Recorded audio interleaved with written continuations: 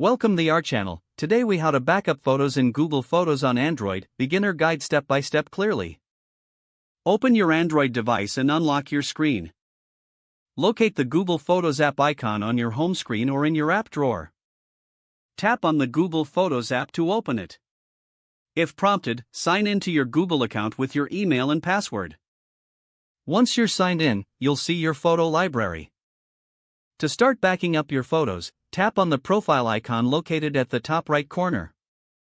In the drop-down menu, select Photos Settings. Next, tap on Backup and Sync. You will see a toggle switch for Backup and Sync. Switch the toggle to the right to enable backup. You might be asked to grant permissions to access your photos. Tap Allow. Choose your preferred backup settings.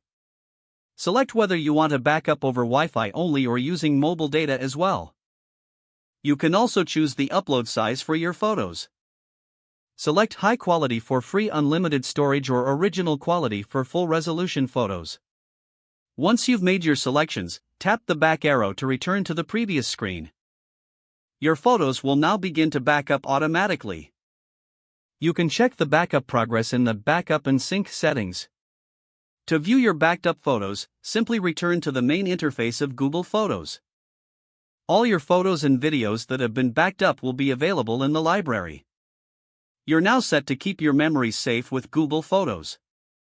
If the page does not load, refresh the browser or try again in a private or incognito window. Make sure you are using the correct email address, then retype it carefully to avoid small typos. If your password is not accepted, use the reset option and create a new strong password you can remember. Check your spam folder for verification or security emails, then complete any requested confirmation steps. Enable two-factor authentication if available to improve account security and reduce unauthorized access risk. After signing in, review your profile details so your contact information and settings are accurate and current. If you see an error message, note it down and try again after restarting your device and internet connection. Log out when you finish, especially on shared devices, to keep your account and payment information secure. If the page does not load, refresh the browser or try again in a private or incognito window.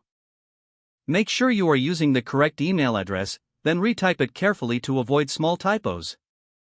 If your password is not accepted, use the reset option and create a new strong password you can remember. Don't forget to like this video and subscribe to our channel for more step-by-step tech guides.